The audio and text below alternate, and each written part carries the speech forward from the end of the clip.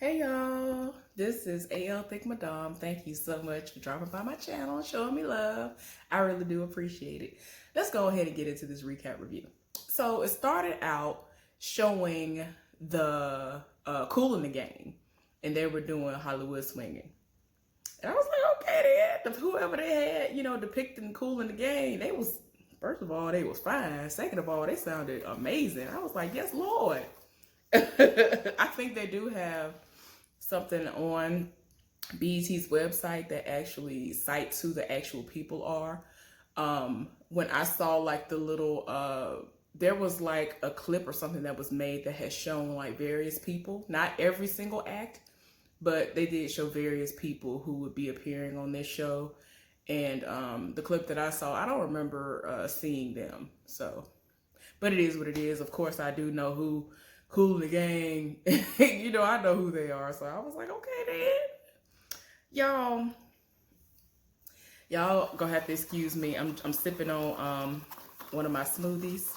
Told y'all I purchased 3 smoothies last night. This was one of the ones that, made it in safely, and I'm glad because the one that didn't is the one that I liked the least. But it was the one that I wanted the most, so I was, kind of like a little bit at first. But after I tasted it, I was like, I mean, it's good, but it's nothing like this is hidden, like for real. This ended up being the one I should have just got 3 of. This has acai berries in it, y'all. It has all kinds of antioxidants in it. It's just all kinds of fruits and things in it that I live for, y'all. I'm just so here for this. It is so good and refreshing. Y'all, let me stop. Okay. Anyway. So, Gerald, the area that Gerald is working in or was working in and out of, as far as that casino was concerned, it got raided. And right before he got raided, Ruby paid Don a visit. And so she's trying to figure out, what's going on. Can you trust who you think you can trust? And, trying to make Don seem like he needs to, keep a closer eye on Gerald and, other people, but mainly Gerald. Y'all, Vice came in, 12, whatever you want to call them. They came in and they wanted to, search the premises. Of course, they had a warrant.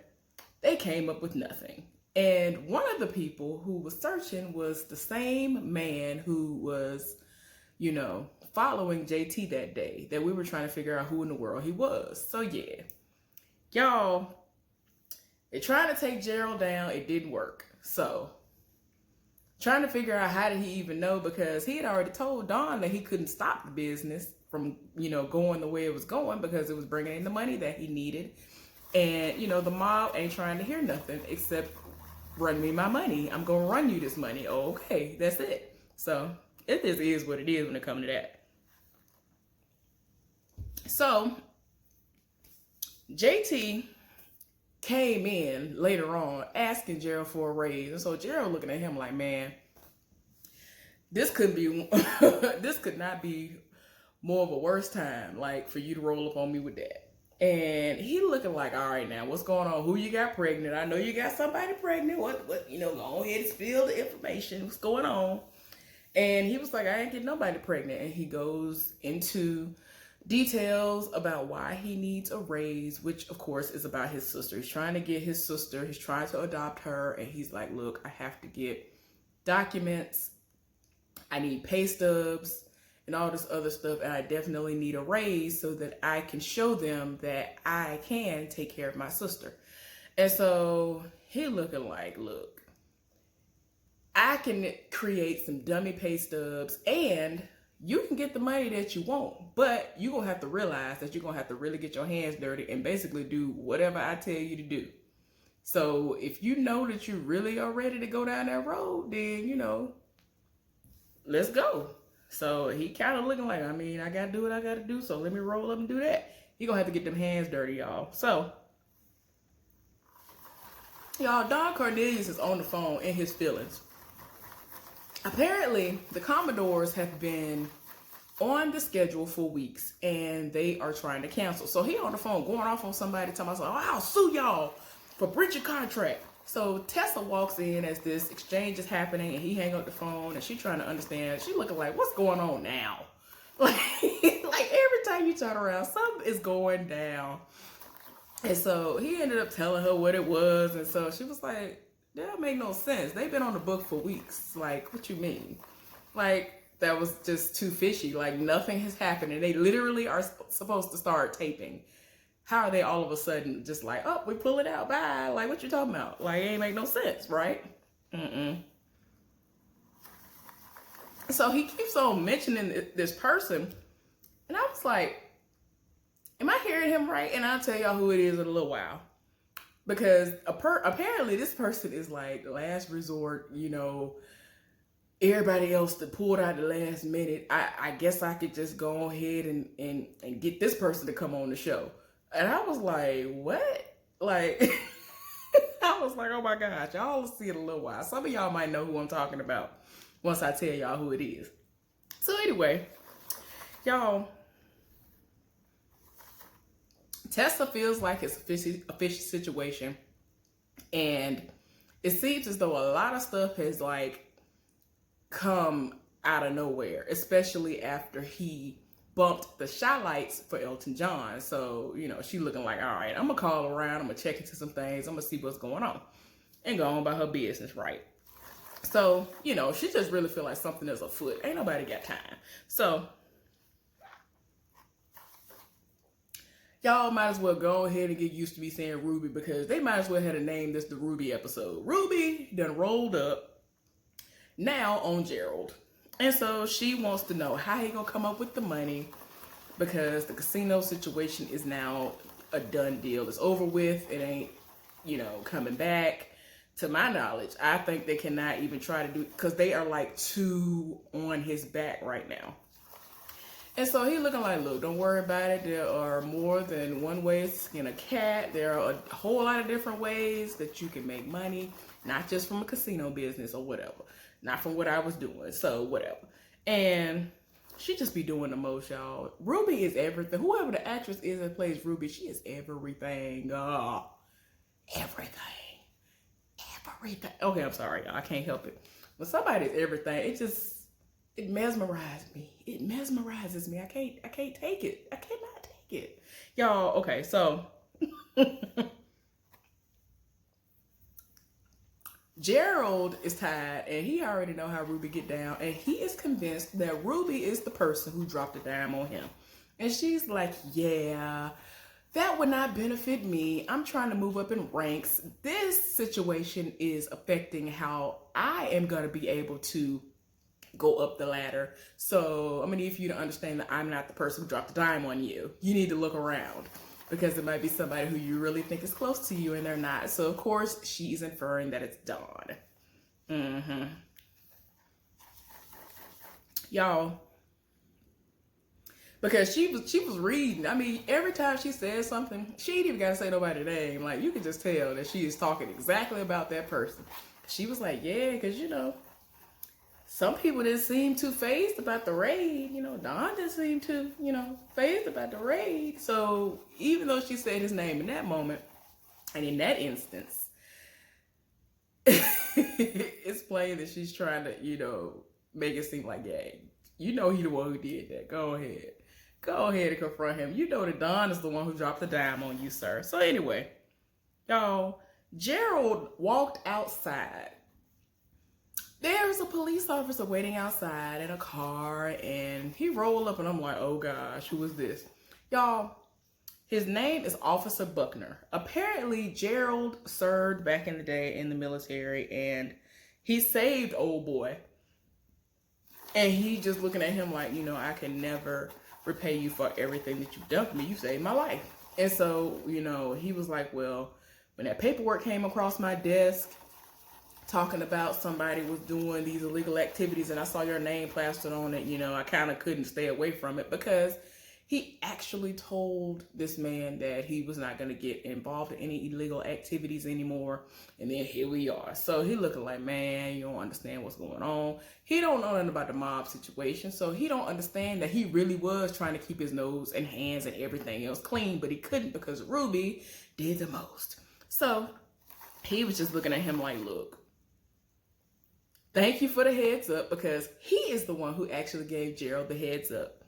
And, you know, he was just like, look, man, I had to do what I had to do because you saved my life back in the day. So Don is on his set, and he has a lot of these moments where he's just on set, nobody's around, and he's just thinking. Y'all, Ruby rolled up on him yet again. How does heifer get in everywhere? This heifer is just everywhere. She's just there. How? Heifer, how you get in everywhere? I believe this heifer can get into Fort Knox and everywhere else that is considered to be impenetrable. Like, how, heifer? How do you get into everywhere? But anyway, I'm sorry. She's just so, just so. But anyway, so he is, you know, having these moments where he's just thinking. He's trying to understand what is going on, who is trying to sabotage him and his brand.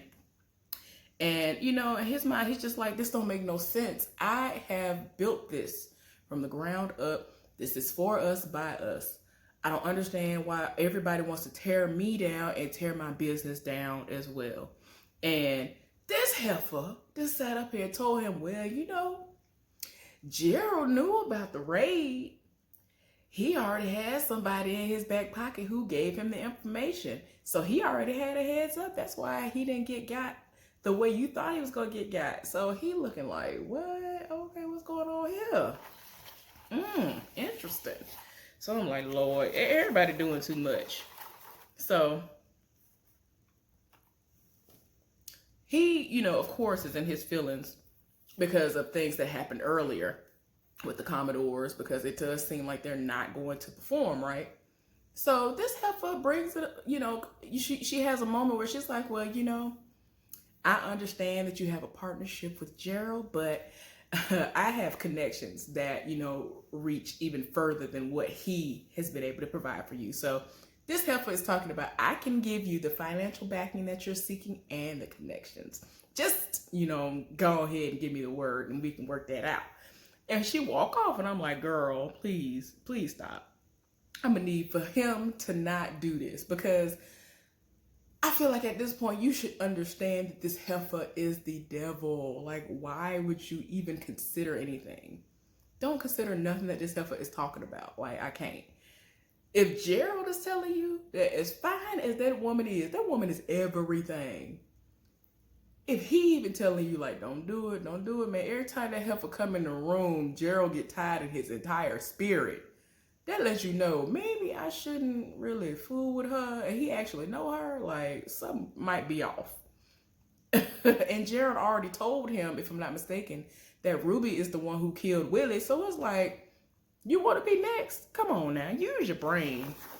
Just use your brain. So anyway, y'all, Simone is at work, meaning Soul Train, getting ready for a taping. And, you know, she runs into Tessa. And so she was like, hey, you know, can I talk to you for a minute? So she was like, sure. So she was like, hey, you know, so I was at a taping at American Bandstand and I saw the Commodores. And so, like, before she even got to the Commodores part, she was like, yeah, I already know about a lot of y'all, you know, double dipping, and it's all right. Do what you do. So she was like, oh, no, it's nothing like that, you know. And she was just like, no, I was just there for a taping and I saw the Commodores. They blew the roof off. It was so amazing. So, of course, they would know that, you know, they were supposed to be on Soul Train. So Simone is looking like, why were they there and not here?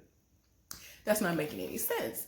Man, she started spilling all of the tea. And it's like, girl, how you know all this information? Basically, all of the information that Tessa and Dawn knew, she knew. And it's like, girl, what is going on?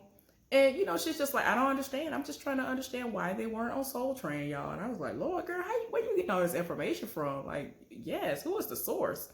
But anyway, JT and Simone seem to be, like, back together, and I ain't here for it.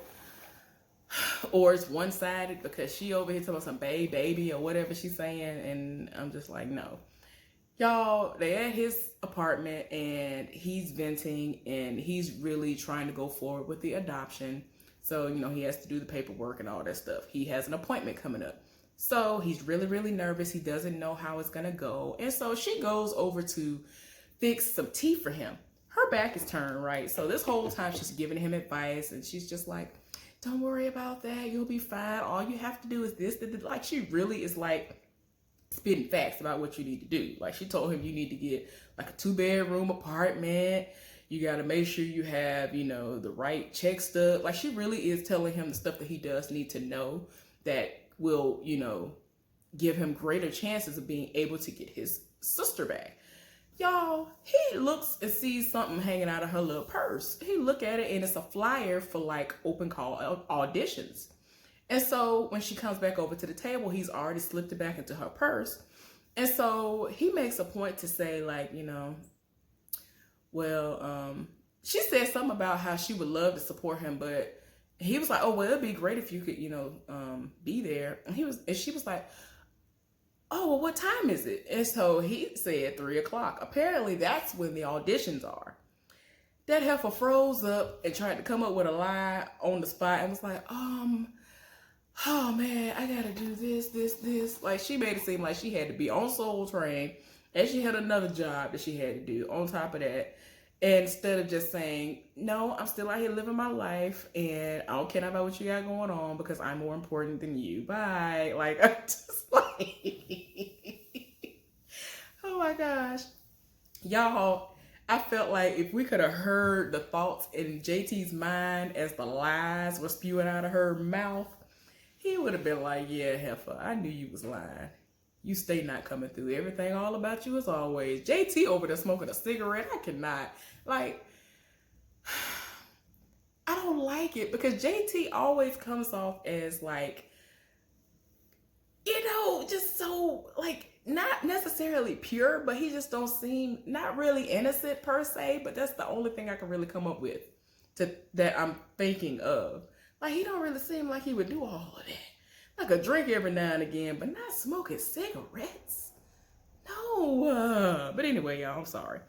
But, this heifer trying to make it seem like, oh, well, I would love to show up for more support, but I got other stuff I got to do, and I don't think I can get out of it. And I was just like, girl,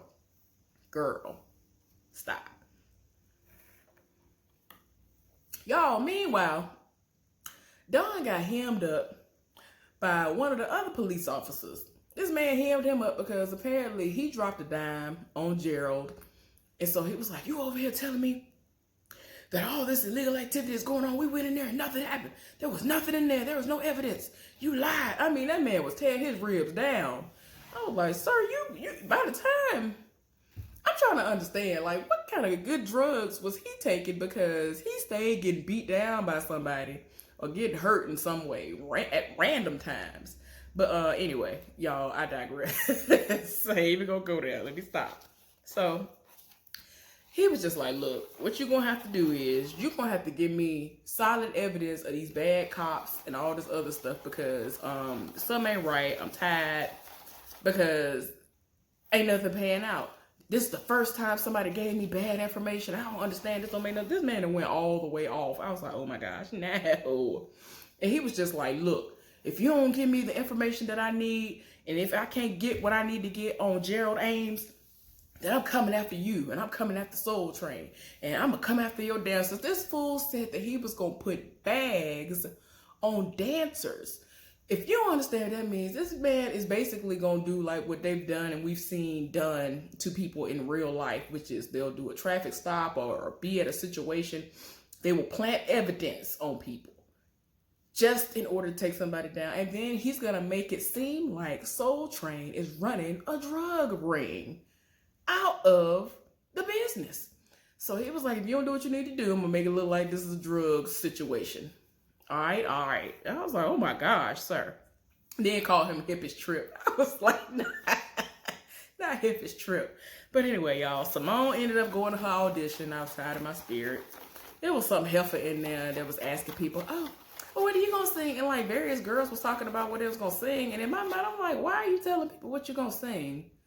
And, Simone ended up, interjecting him, but she was just like, girl, that's not smart of you to do. You shouldn't do that. You shouldn't tell the competition what you're doing because they might try to take the song and they might be able to out-sing you when doing that song.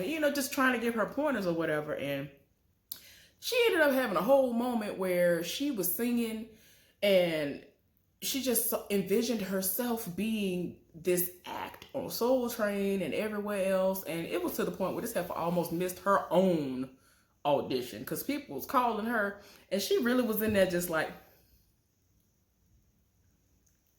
I was like, girl, she gotta stop. She gotta stop. But anyway, y'all, JT is at the office where he has to be seen in order for them to go over his adoption application. And he's finally called. Y'all, Simone actually shows up. The woman who was already in the middle of telling JT that, it's not looking good for him. And in situations like his, despite him being related to her, it is a very slim chance that they will be able to reward him with custody of his sister. Simone came in the room. Oh, I'm sorry I'm late. Oh my gosh. Oh, I'm just so sorry I'm late. Hi, my name is Simone Clark. And the woman looking like, and what is that supposed to mean to me? She was like, oh, I'm sorry. I'm JT's fiance. And he looking like, oh, okay. Y'all, this heifer came through in the clutch. I couldn't even believe this heifer came through. I really, she shocked me. I'm like, okay, heifer. Okay, because I was ready to read you down. I was ready to read you. Like, you raggedy. One minute you acting all thirsty, all up in his face every other second. But when you need to come through, you don't never come through. But she came through this time. I was like, okay, heifer, I got you. All right. Okay, I see you. Like, for real, like, she was getting on my nerve because every time I looked up, she was nowhere to be found. And it's like, girl, you ain't never where you need to be. You don't never be, you don't never come through. Y'all excuse me. I'm trying to make sure my phone don't die on me because I did everything but charge it. Anyway, y'all. Okay, let me make sure it's charging.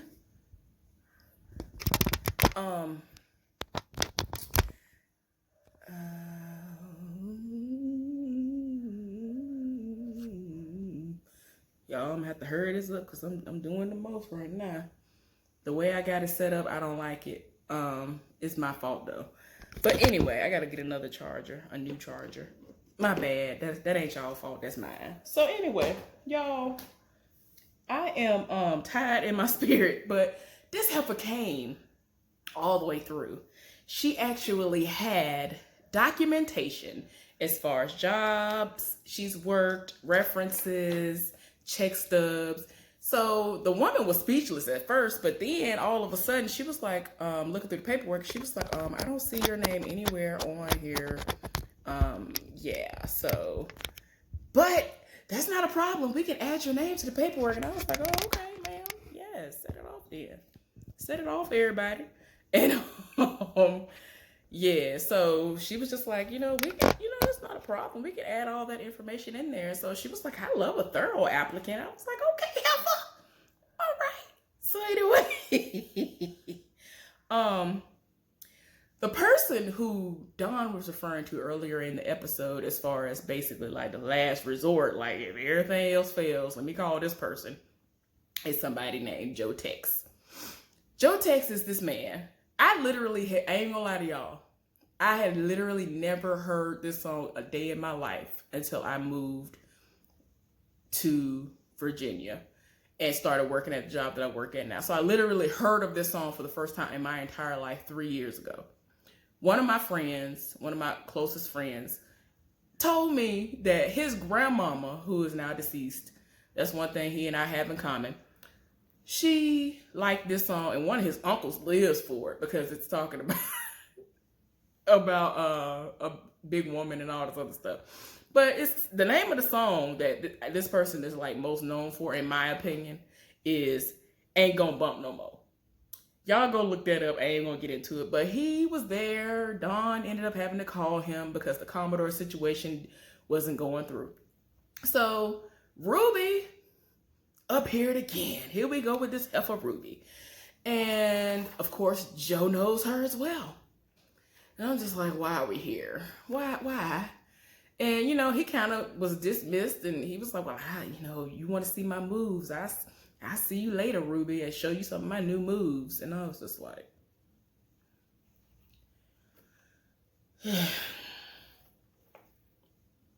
y'all, this heifer, Ruby, came through.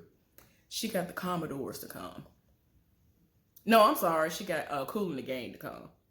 So I was like, oh. But that's what happened. They made it seem like something else was going on. Like she was gonna get somebody else. I don't know why in the end. But anyway, that's beside the point. She got Kool and the Gang to come. And I guess that what they showed at the beginning of the episode was, just a prelude to what we were going to see later on in the show. Cool. They ended up doing Jungle Boogie, which of course is another song of theirs that I know. So I was like, okay. But in my mind, I'm just like, why are you insisting on getting into bed with the devil? Like, don't do it. This heifer had connections and she was able to pull them out of nowhere in order to perform. And I was just like, girl, stop. Y'all, JT and Simone are talking after the fact, and he was just like, I can't believe you came through like that. He said something about how he was so happy to see her. And that was the first time he was excited to see her mouth move that fast. And so she was looking like, what you talking about? That heifer can talk. Like, she can talk. And she was talking so much that woman could not get a word in edgewise. So he was just like, that was the first time I was so happy to see you talking. But yeah, y'all. It was a great situation. And they ended up having one of my favorite songs playing in the background. I just was like, y'all better play my song. Like, I live for Ronald Isley and the Isley Brothers. Y'all don't understand. They were playing Living for the Love of You. Love that song. I wanna be living for the love of you. Oh, yes, I am. All that I'm giving is for the love of you. Yeah, y'all. Paradise I have within. Let me stop. I love Ronald Isley. Y'all know how his voice do. But anyway, they're playing in the background. They end up making out. I was like, oh Lord, here we go. So anyway, Gerald paid Ruby off. He's like, I'm done with you. You need to walk out of here, go about your business. We are completely done. And he was just like, you need to leave. And she's just like, I'm going to take this money, but I think I'll stay. I like the weather here. Y'all, JT met up with Gerald, and immediately he was like, look, I need you to make a drop, and I need you to make a drop now. And JT was like, well, what if I get caught? And he was just like, look, you already said you was going to do what you had to do to get your sister back, do what you got to do. So he ended up driving to go make this drop. He got pulled over by a dirty cop. The dirty cop told him to get out the car. He got out the car. He popped the trunk. Old boy went in the trunk, took the bag of money, which it had $10,000 in it, and left. So Gerald was in a whole nother vehicle with the guy who was over the guy, if I'm not mistaken, who he served with. And basically, Gerald had to double cross old boy that he had actually, fought in a war with in order to kind of clear his name and get the police off his back. And, I was just like, oh my gosh, like that man read him, because he's the same dude who rolled up on Don and him done up and was like, you're not going to try to tell me that I have dirty cops working for me. I vetted every single person that was in there. So anyway, he did the most.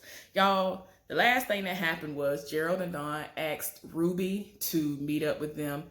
And they basically told her, look, we got you, heifer. You thought you got us, but we got you. This whole thing, this whole day that we've seen unfold was a setup from the jump. This was all to make Ruby think that they were against one another, and they weren't. Everything, every single thing that happened was set up. This heifer now has a warrant out for her arrest, and they told her, you need to get out of town, go back to Chicago, and do what you do, but don't do it here. Bye. And Gerald, after they basically dismiss her, of course she's upset and mad and in her feelings, but whatever. Gerald is left thinking, who is this connect that this heifer has? Because she was able to just pull the Commodores or anybody, the Kool in the Gang, just out of the air with the quickness. So he's just like, I really want to know who this connect is. You know, and if that is, you know, somebody that you could have on the payroll, that would definitely be something that would be amazing for the brand, where you could just have all these amazing acts just come out of nowhere, just churn them out like that. Really? Oh, okay, let's do it like that. But anyway, y'all, thank y'all for joining me. This is the end. This is the end. Hold your breath and count to 10. Let me stop. Anyway, y'all, I'm gonna go to bed. I have enjoyed this episode. I hope y'all enjoyed my recap review. I'll see y'all later on for something else.